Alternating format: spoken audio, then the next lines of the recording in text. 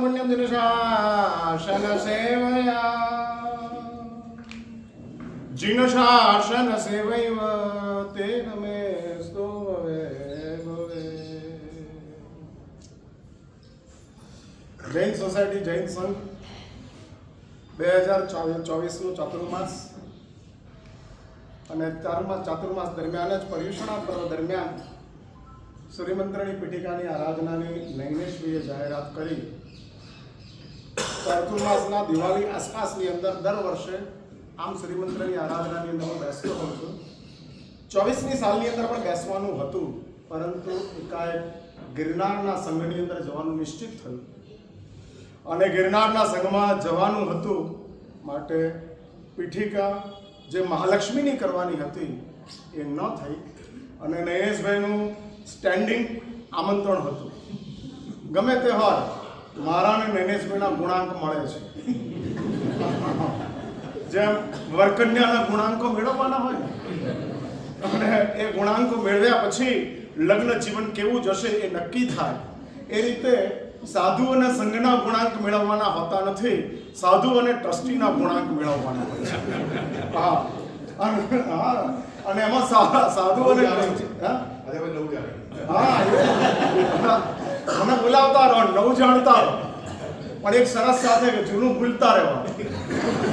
એટલે ગમે તે હોય, બીજા બધા મહાત્માઓને માટે નૈનેશભાઈ કોણ છે એ હું નથી જાણતો, પણ મારા માટે તો કલ્યાણ મિત્ર તરીકે વારંવાર જેટલી વાર ચાતુર્માસ પૂરું થયા પછી જૈન સોસાયટીમાં આવવાનું થયું. પ્રેરણાતીર્થના ચાતુર્માસ દરમિયાન પ્રેરણાતીર્થવાળાની પણ વિનંતી હતી કે સાહેબ અહીંયા આગળ સૂર્યમંત્રની આરાધના સંપન્ન કરો.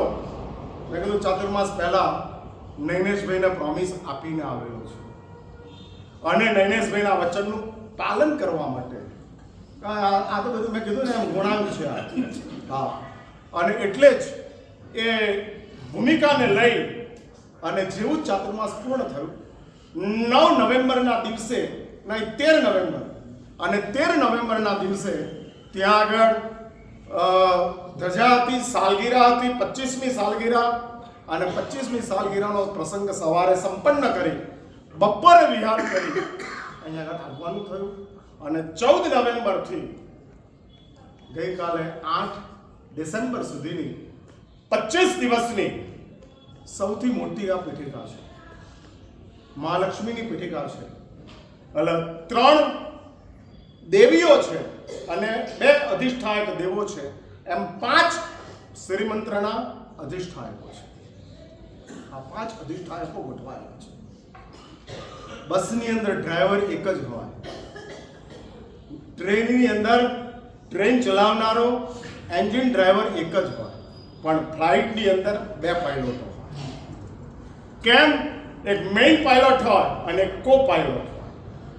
ક્યારેક આકાશની અંદર પાયલોટ જે સીટ ડ્રાઇવિંગ સીટની ઉપર બેઠો છે, કોકપીટની ઉપર બેઠો છે અને કોકપીટ ઉપર બેઠેલા ડ્રાઈવર પાયલોટ બીપી હાઈ થઈ ગયું, આમ તેમ થયું, તો આકાશની અંદર શું કરવું? એટલે કો પાયલોટ સાથે જ ગોઠવાયેલો હોય છે. તરત જ કોકપીટની ઉપર કો પાયલોટ આવી જાય. એ જ રીતે આ શ્રીમંત્રના અધિષ્ઠાયકો એક સાથે શાસ્ત્રોએ મુખ્ય તો 5 મૂક્યા છે, પણ એની સાથોસાથ 64 ઇન્દ્રો છે, 9 ગ્રહો છે, 10 દિક્પાલો છે, 16 વિદ્યાદેવીઓ છે, 24 યક્ષ છે, 24 યક્ષિણીઓ છે. આટલો મોટો એક શ્રીમંત્રનો અધિષ્ઠાયકોનો પરિવાર છે. હા, આટલા મોટા પરિવારની વચ્ચે મંત્રાધિરાજ શ્રીમંત્ર બિરાજમાન થયેલો છે. વર્તમાન સમયની અંદર, અવસરપીણી કાળની અંદર સૌથી પહેલો આ સંસારની અંદર શ્રીમંત્ર કોણે કોને આપ્યો? તો શાસ્ત્રો એવું બતાડે છે, ભગવાન આદિનાથે પુંડરીક સ્વામીજીને સૌથી પહેલો શ્રીમંત્ર આપ્યો અને પરમાત્મા આદિનાથ જેમના પ્રથમ ગણધર પુંડરીક સ્વામીજી હતા અને એમને જે શ્રીમંત્ર અપાયેલો હતો એ કેવડો હતો. શાસ્ત્રોની અંદર શ્રીમંત્ર કલ્પ સમુચ્ચય વગેરે ગ્રંથોની અંદર આવે છે 300 શ્લોક પ્રમાણ એ શ્રીમંત્ર હતું. 300 શ્લોક એટલે આજે અમે જે પક્કી સૂત્ર બોલીએ છીએ તે એ 350 છે, આ 300 અને 300 શ્લોક પ્રમાણ શ્રી મંત્ર ભગવાન આદિનાથે પંડિત સ્વામીજીને આપ્યો. ત્યાર પછી આ શ્રી મંત્રની પરંપરા પરમાત્મા ચંદ્રપ્રભ સ્વામી સુધી અખંડિત રીતે ચાલી. આ જ શ્રી મંત્ર 300 શ્લોકનો ભગવાન ચંદ્રપ્રભ સ્વામી સુધી ચાલ્યો. ત્યાર પછી ચંદ્રપ્રભ સ્વામી અને 10મા ભગવાનની વચ્ચે જે થોડાક સમયને માટે જેનું શાસન વિચ્છિન્ન. આવું ક્યારેક બને સૂર્યની ઉપર પણ રાહુ આવે અને સૂર્ય ગ્રહણ કહેવાય. એ જ રીતે જીન ધર્મની ઉપર પણ અધર્મ આવ્યો અને ધર્મ ઢંગ. વળી પાછા 10મા તીર્થંકર અને ત્યાં આગળ શાસનની ઉન્નતિ શરૂ થઈ. પરમાત્મા મહાવીર સુધી શ્રીમંત્રની પરંપરા ચાલી. ભગવાન મહાવીરે સૌથી પહેલો શ્રીમંત્ર ઇન્દ્રપતિ ગૌતમને પ્રદાન કર્યો. કચ્છ નેત્રા. ગૌતમ સ્વામી સમગ્ર કચ્છના નેતા તરીકે પરમાત્માએ સ્થાપિત કર્યા. અને ભગવાને ગૌતમ સ્વામીજીને કેટલા અક્ષરનો શ્રીમંત્ર આપ્યો તો શાસ્ત્રો લખે છે 2100 વર્ણનો 2100 અક્ષરોનો શ્રીમંત્ર ગૌતમ સ્વામીજીને પરમાત્માએ આપ્યો. ત્યાર પછી અમારા જેવાઓની દયા ખાઈ અને ગૌતમ સ્વામીજીએ પ્રભુને વિનંતી કરી. આ હું તમને એટલા માટે જણાવું છું કે તમને થોડો ખ્યાલ આવે. તમને એવું લાગે કે આ સૂર્યમંત્ર એટલે શું હશે, શું નહીં હોય, કેવી રીતની આરાધના ચાલતી હશે, કેવી રીતની પીઠિકાઓ ચાલતી હશે. પણ કેટલી બધી એની અંદર વ્યવસ્થાઓ છે અને કેટલી બધી વ્યવસ્થાઓની સાથે પાબંદીઓની સાથે આખું ચાલતું જાય છે. અને એ વ્યવસ્થાઓને હજારો વર્ષોથી એ જ પરંપરાથી આગળ ચાલી આવે છે. પ્રભુને વિનંતી કરે છે ઇન્દ્રપતિ ગૌતમ, પ્રભુ આટલો મોટો શ્રીમંત્ર આવનારા સમયની અંદર 5મા આરાની અંદર થનારા આચાર્યો આટલા મોટા શ્રીમંત્રની આરાધના શી રીતે કરશે? ભગવાનને ખબર નહોતી. જ્યારે 2100 વર્ણનો ગૌતમને મંત્ર આપ્યો ત્યારે પરમાત્માને ખબર નહોતી હતી જ. છતાંય એક વાત સમજી રાખજો, પ્રભુ પોતાની જે એક નિયતિ છે, પ્રારબ્ધ છે, એ પ્રારબ્ધના આધારે બધું જ કરતા જતા હોય છે. વ્યવસ્થાને બદલવાનું કે વ્યવસ્થાને બગાડવાનું કામ તીર્થંકરોનું હોતું નથી. તીર્થંકરો એમની જે ચાલી આવતી વ્યવસ્થા છે એ વ્યવસ્થાના આધારે જ આગળ વધતા જતા હોય છે. અને એની અંદર પ્રભુએ 2100 વર્ણનો સૂર્યમંત્ર આપ્યો. ઇન્દ્રપતિ ગૌતમે પ્રભુને વિનંતી કરી અને પ્રભુને કીધું કે આપની અનુજ્ઞા હોય તો આ સૂર્યમંત્રને મેગામાંથી માઇક્રો નેનો કરી નાખી અને સૂર્યમંત્ર માઇક્રો સૂર્યમંત્ર કરી. એ સૂર્યમંત્ર તે વખતે કેટલા શ્લોકનો હતો અને ત્યાં આગળ શાસ્ત્રો અહીંયા લખે છે કે તે વખતે પણ જે શ્રીમંત્ર ગૌતમ સ્વામીજીએ તૈયાર કર્યો એ 2100 અક્ષરોની અંદરથી 21 શ્લોક પ્રમાણ કર્યો. 21 શ્લોક એટલે આજનું નમ્યુણ, લગભગ નમ્યુણની 24 ગાથા છે, આ 21 ગાથા. અને નમ્યુણ જેટલો સૂર્યમંત્ર ગૌતમ સ્વામીજીએ આવનારા આચાર્યોને ધ્યાનમાં રાખી અને તૈયાર. એનો અર્થ એ નહીં સમજતા કે નાનું થઈ ગયો માટે એની તાકાત ઓછી થઈ ગઈ. ના, હવે તો તમે વિજ્ઞાનની તાકાત જાણો છો, જેમ નાની હોય એમ વધુ તાકાત ચાલતી જતી હોય છે. અને 21 શ્લોકનો જે શ્રીમંત્ર તૈયાર થયો એ તૈયાર થયેલો શ્રીમંત્ર આગળ ચાલે અને આગળ ચાલતા ચાલતા અત્યારે અમને જે શ્રીમંત્ર પ્રાપ્ત થયો છે, જેની આરાધના વર્તમાન સમયની અંદર તપકચ્છના તમામ આચાર્ય ભગવંતો કરતા હોય છે. પરંપરાઓની અંદર, અક્ષરોની અંદર, વિધિઓની અંદર થોડું ઘણું આમ તેમ 19-20 ચાલતું હોય એ બની શકે. હા, પણ સૈદ્ધાંતિક રીતે જે સૂર્યમંત્ર બનાવ્યો છે અને જે આવી રહ્યો છે એ આવતા સૂર્યમંત્ર અત્યારે અમારી પાસે જે છે એ 21 શ્લોકનો પણ નથી, લગભગ 12.5 શ્લોકનો સૂર્યમંત્ર, એટલે સંતિકરમ જેટલો લગભગ સૂર્યમંત્ર, જેની આરાધના પરમાત્માની કૃપાથી ભગવાન પાર્શ્વનાથ અને એની સાથોસાથ પરમાત્મા મહાવીર શાસ્ત્રોની અંદર એવું એક વિધાન છે કે ભગવાન આદિનાથ, પરમાત્મા ચંદ્રપર સ્વામી અને પ્રભુ મહાવીર દેવ આની નિશ્રાની અંદર સૂર્યમંત્રની આરાધના થતી હોય છે. વળી પાછા આરંભ ક્યારે કરવો, કઈ ભૂમિકાની અંદર કરવો, તેમ લખેલું છે કે ભગવાન મહાવીરના કલ્યાણકો, ભગવાન આદિનાથના કલ્યાણકો, ભગવાન ચંદ્રપર સ્વામીના કલ્યાણકોના દિવસોની અંદર સૂર્યમંત્રની ઉપાસનાનો આરંભ થાય છે. યોગાનુયોગ આ વખતે એવું એક સદભાગ્ય અને નિમિત્ત પ્રાપ્ત થયું. પ્રભુના દીક્ષા કલ્યાણકના દિવસે જ મારી સૂર્યમંત્રની આરાધના શરૂ થઈ અને ગઈકાલે જે પૂજન હવન વિધાન હતું એ પૂજન હવન વિધાન પુષ્ય નક્ષત્રની અંદર થયું. એટલે હવન માટેનું પણ નક્ષત્ર સ્વાભાવિક રીતે પુષ્ય નક્ષત્ર. 2 દિવસ પહેલા જ જોયું ત્યારે ખબર પડી કે યોગાનુયોગ પુષ્ય નક્ષત્ર ગોઠવાયેલું છે. એટલે આ પુષ્ય નક્ષત્રની અંદર શ્રીમંત્રની 25 દિવસની મૌન સાથેની, મારા માટે આ મૌન બહુ અઘરું કામ હોય છે, સહેલું કામ હોતું નથી. અને ઘણા એમ થાય મારા સાહેબ મૌન રહેશો, આમ આશ્ચર્ય થાય. હા આશ્ચર્ય, પાગલ માણસ ડાયો બની ગયો, કયા કરંટ લાગ્યા, કઈ ભૂમિકા ઊભી થઈ. પણ કેવી એક કમાલ હોય છે, તમે જુઓ તો ખરા કે આમ 25 દિવસ સુધી લગાતાર નહીં બોલવાનું, એનો પણ એક આનંદ પ્રાપ્ત થાય છે. કેટલાક પદાર્થો, કેટલીક સાધના એવી હોય છે કે જેનું વર્ણન નથી હોતું, એનો અનુભવ હોય છે. વર્ણન ટૂંકા પડે, અનુભવ સૌથી મહત્વનું કામ કરતો જાય. અને એ અનુભવ 25 દિવસની અંદર લગભગ રાતના 2-2:30 વાગે ઉઠવાનું હોય. પહેલા 2-2.5 કલાકનો મારો દૈનિક જાપ, સૂર્યમંત્રની આરાધના કરો છો માટે દૈનિક જે કોઈ તમારી આરાધના કે વાત જપ વગેરે ચાલતા હોય એની અંદર કોમ્પ્રોમાઇઝ ના, શાસ્ત્રો ના પાડે. ઉપવાસ કરવામાં પ્રતિક્રમણ છોડી દો, ના પાડે છે.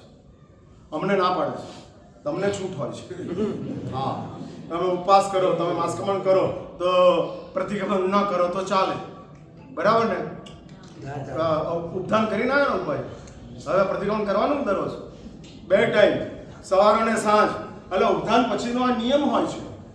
હા, એટલે આ ગોઠવાયેલી વ્યવસ્થા છે કે ભાઈ ઉપધાન કર્યા, આપણે એવું કહેવાતું હતું કે ઉપધાન કર્યા પછી કમ્પલસરી 100 લોગસનો કાવસક પ્રત્યેક શ્રાવક શ્રાવિકાએ દરરોજ કરવો પડે,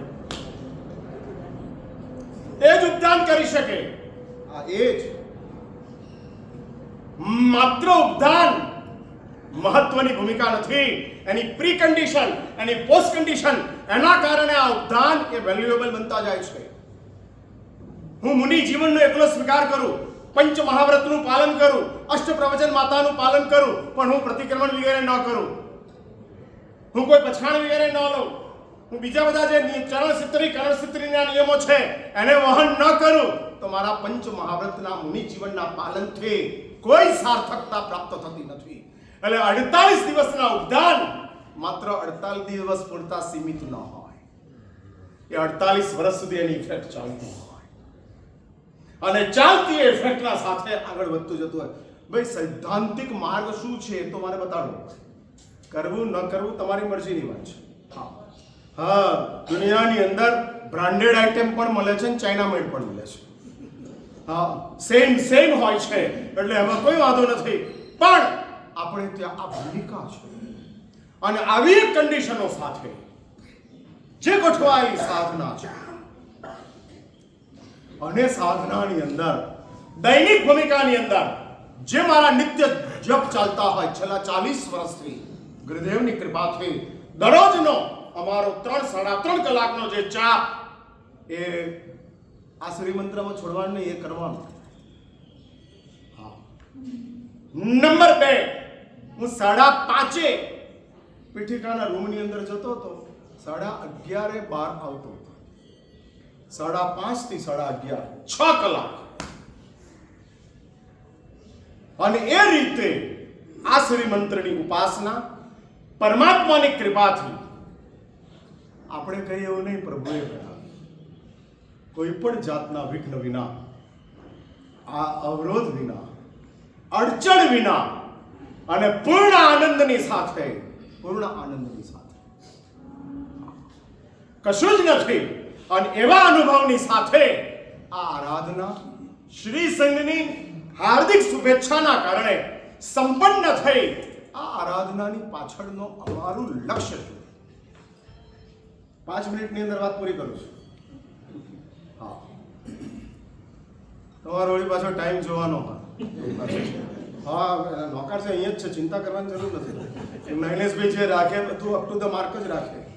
હા, એની અંદર કશું ઓછું હોય જ નહીં, બધું જ એક બરાબર ચાલતું હોય. એટલે આજે જ આ સંપન્ન થતું હતું અને તેના પછી તરત જ પોષ દસમીની આરાધના હતી. એટલે મારી પાસે સોમેશ્વર વગેરેની સંઘની વિનંતી હતી કે પોષ દસમીની આરાધના માટે સાહેબ અહીં આગળ પધારો. ચાતુર્માસ દરમિયાન જ એ લોકોએ વિનંતી કરેલી, પણ મેં મગજમાં એવું નક્કી રાખેલું હતું કે હું 5મ સુધી અહીં રહું અને તરત જ પોષ દસમી આવે. હવે આવતા શનિવારથી જ પોષ દસમીની શરૂઆત થાય. શનિ, રવિ, સોમ અને 3 દિવસ પરમાત્મા ચિંતામણી પાર્શ્વનાથ, અને એને છોડી અને બીજે કોઈ ઠેકાણે જઈએ તો વ્યવહારથી ઉચિત ન દેખાય. આરાધના અહીંયા આગળ કરી અને તમે બીજે જાઓ ના, એટલે કંપનીનો આઉટલેટ તો કંપનીની બહાર હોવો જ જોઈએ, અને તો એ કંપની પોતાની પ્રોડક્ટ માર્કેટમાં આપી શકે. અને માટે અહીંયા આગળ આરાધના કરી. નૈનેશભાઈ કહે કે સાહેબ પોષ દસમીની આરાધના પરમાત્મા પાર્શ્વનાથનું જન્મ કલ્યાણક અને દીક્ષા કલ્યાણક બંને સાથે આવતા જાય છે. અને પરમાત્મા ચિંતામણી પાર્શ્વનાથ કેટલા 92 વર્ષ છે, 94. હવે 6 જ વર્ષ શતાબ્દીને પરમાત્મા પાર્શ્વનાથના બાકી છે. અને આ પરમાત્મા પાર્શ્વનાથની જન્મ કલ્યાણક અને દીક્ષા કલ્યાણકની સામૂહિક આરાધના શ્રી સંઘની અંદર અહીંયા આગળ આપણે કરાવવાની છે. શ્રી સંઘની અંદર એવી રીતની એક વ્યવસ્થા પરંપરા ચાલે છે કે જેની અંદર 3 એકાસના થાય છે. 8મની આરાધના જાહેર થાય છે. પારણા અત્તર વારાણની વ્યવસ્થા અપાતી નથી, પણ એ થવી જોઈએ. હા, પારણા અત્તર કોઈ પુણ્યવાનની ભાવના હોય અને 8મના પારણા કે અત્તરવાળા કરાવવા માંગતા હોય તો આપણે ઉદારતા સાથે એક વ્યવસ્થા જો કરી આપી શકતા હોઈએ, ગોઠવી આપી શકતા હોઈએ. જો ભાઈ 3 એકાસના તો ઓપ્શન છે, 8મ જ કન્ફર્મ છે. હા, એટલે 8મ જ કરવાનો હોય. 35% પાસ તો ગણાવ, પણ નાપાસની નજીક નાપાસ. હા, એટલે 34% નાપાસ હતા, 35% પાસ થયા. એનો અર્થ શું? નાપાસની નજીકના પાસ છો. હા, એટલે ગામમાં કોઈ લેતું નહોતું ને પેલાને કોઈ દેતું નહોતું, એ બે ભેગા થઈ ગયા. હા, એટલે આ 35% વાળા, એટલે આ 35% એ પાસ ગણાય. એટલે એકાસના એ 35% નું પાસિંગ માર્ક છે. 8મ એ ફર્સ્ટ ક્લાસ છે. એટલે 95 એ પાસની અંદર ટોપ ગ્રેડની ઉપર છે. માટે જ શાસ્ત્રોએ 8મની આરાધના બતાડી છે. અને 8મની આરાધના સામૂહિક રીતે અહીં તો યોગાનુયોગ પ્રભુ પાર્શ્વનાથ મૂલનાયક છે. હા, આપણા માટે 2 દિવસો સૌથી મહત્વના છે. શાસન નાયક પરમાત્મા મહાવીરનો જન્મ કલ્યાણક અને મૂલ નાયક એમનું જન્મ કલ્યાણક એ દરેક સંઘને માટે સૌથી મૂલ્યવાન છે. મૂલ નાયકનું જન્મ કલ્યાણક તમારા સંઘની ઉપર જેમનો સીમાતીત ઉપકાર છે, અનંત કરુણા છે, અખંડ કરુણા છે. અને જે કરુણાના પુણ્ય પ્રભાવના કારણે જૈન સોસાયટી, જૈન સંઘ 92 વર્ષથી લગાતાર સારામાં સારી રીતે આગળ વધી રહ્યો છે. એટલે આ જન્મ કલ્યાણક પ્રભુનું જે છે, આ વખતે યોગાનુયોગ રવિવાર છે. આપણે 2 કલાકનો સંગીત સાથેનો અહીંયા આગળ સારામાં સારો કાર્યક્રમ વિચારેલો છે અને રવિવારના દિવસ છે એટલે યોગાનુયોગ. અને એવી હું પણ એક જાહેરાત કરવા માંગુ છું, જેટલા લોકોએ આ જૈન સોસાયટી જૈન સંઘના એરિયાની અંદર આવ્યા છે અને પરમાત્મા પાર્શ્વનાથને સૌથી પહેલા પૂજ્યા છે, પછી બધા દેરાસરો થયા. કુંદુનાથ પછી, સુમતીનાથ પછી ને બધા જ ને, એટલે સૌથી પહેલું જૈન સોસાયટી, સૌથી પહેલું જૈન સોસાયટી. એટલે અહીં આવનારા તમામે ભગવાન પાર્શ્વનાથની ઉપાસના કરી હશે. આ વખતે એટલું નક્કી કરો, આ રવિવારના દિવસે જેટલા લોકો અહીંયા એરિયામાં વસે છે તમામ પરમાત્મા પાર્શ્વનાથની કમ્પલસરી પૂજા કરવા માટે આવો. ભલે તમે કુંથુનાથ રહેતા હો, ભલે તમે બીજે રહેતા હો, રુજુમાલિકામાં રહેતા હો કે શિવશિલામાં રહેતા હો, ગમે ત્યાં રહેતા હો, પણ એ દિવસે તમારે ભગવાન પાર્શ્વનાથના સ્પર્શ કરવા માટે આવવાનું. આવો એકાદ દિવસ હોવો જોઈએ પારસનાથને મળવા માટે. તમને પારસનાથ દરરોજ જુએ છે, તમે તો ક્યારેક જુઓ પારસનાથને? એટલે પારસનાથની આંખમાં તમને જોવા માટે કોઈ અંતરાય નથી, પણ તમારે જોવા માટે પારસનાથને અહીંયા જ આવવું પડે તેમ છે. એટલે 14 તારીખના રવિવારે સવારથી જરૂર પડશે તો બપોરે 2, 3, 4 વાગ્યા સુધી આપણે પૂજા ચાલુ રાખશું. અને એ પૂજાની અંદર વધારે સંખ્યાની અંદર આજથી આ એલાન કરજો, વોટ્સઅપ ઉપર મેસેજો મૂકજો, one day for Parasnath, birthday of Parasnath. પ્રભુના જન્મ દિવસે પ્રભુની પૂજા ગિફ્ટમાં આપવાની છે. પ્રભુની પૂજા ગિફ્ટમાં આપવાની છે. પ્રભુની પૂજા અને પાર્શ્વનાથની લાઈન લાગવી જોઈએ. 4 વાગ્યા સુધી અમે આવું કરાયું છે. કોઈમ્બતુરની અંદર હું ચાતુર્માસ હતો, ત્યાં પાર્શ્વનાથ ભગવાન છે. 1500 શ્વેતાંબર મૂર્તિ પૂજકોની વસ્તી છે ત્યાં આગળ, 1500 ગ્રાન્ડ ટોટલ. 1500 લોકો છે. મેં આ જાહેરાત કરી અને પાર્શ્વનાથ ભગવાનની પૂજાની અંદર કોઈમ્બતુરની અંદર 1500 ની અંદરથી 1400 જણા તે દિવસે પૂજા કરવા માટે આવ્યા. સવારે 6 વાગ્યાથી પૂજાની શરૂઆત કરી, સાંજે 4 વાગ્યા સુધી લગાતાર, અને આમ રોડ ઉપર લાઈન લાગી પૂજા કરવા માટે. લોકો પૂછવા માંડ્યા, મેં કીધું કે કોઈમ્બતુરમાં પાલિતોણા આવ્યું. તમે પાલિતોણાની લાઈનમાં જ આજ સુધી ઊભા છો, આજે કોઈમ્બતુરની લાઈનની અંદર ઊભા રહો અને પરમાત્મા પાર્શ્વનાથની સેવા કરો. એ જ રીતે જૈન સોસાયટીની અંદર 14 તારીખે સવારના 6 વાગ્યાથી આપણે પૂજા 6 વાગે 7 વાગ્યાથી સાંજના 4 વાગ્યા સુધી લગાતાર જો સંખ્યા હશે અને ચાલ્યા કરશે તો સિંહ શ્રંગ એવી એક વ્યવસ્થા કરશે. એટલે ફરી યાદ રાખજો, 8મ એજ ગ્રાન્ડ પાસિંગ છે. એકાસનામાં મહેન્દ્રભાઈ આપણો છે ને, એટલે આપણે એકાસનાની અંદર નાપાસની નજીકના પાસ નથી થવાનું, આપણે ફર્સ્ટ ક્લાસ પાસની અંદર આવવાનું છે. અને માટે જ આ આરાધના શ્રી સંઘની અંદર સારામાં સારી રીતે થાય એવી ભાવના સાથે, અને એટલા જ માટે યોગાનુયોગા ગોઠવાયો અને શ્રીમંત્રની આરાધનાની સાથોસાથ હું તમને એ વાત કરી દઉં. શા માટે? તો શાસ્ત્રો એટલી જ વાત કરે છે કે આ સૂર્યમંત્ર કલ્પેશભાઈએ કીધું તેમ આચાર્ય એ કોઈ કચ્છના નથી, કોઈ સમુદાયના નથી, કોઈ સંપ્રદાયના નથી, સમગ્ર જીન શાસનના આચાર્ય છે. પ્રધાનમંત્રી ભારતના કહેવાય, ભાજપના ના કહેવાય. ભાજપના ના કહેવાય, પ્રધાનમંત્રી ભારતના જ કહેવાય. એ જ રીતે આચાર્ય જીન શાસનના જ કહેવાય. અને એ જીન શાસનના આચાર્ય સમગ્ર જૈન સંઘ, સમગ્ર જીવ સંઘ એના કલ્યાણને માટે આવી એક અદ્ભુત આરાધના સાધના કરતા હોય છે. શ્રી સંઘ એના કેન્દ્રની અંદર હોય છે અને કેન્દ્રમાં રહેલા શ્રી સંઘને સારામાં સારી રીતે વધુમાં વધુ ઉત્કર્ષની અંદર આગળ વધતો જાય. આવનારા સમયની અંદર ભારતનું શું થશે મને ખબર નથી,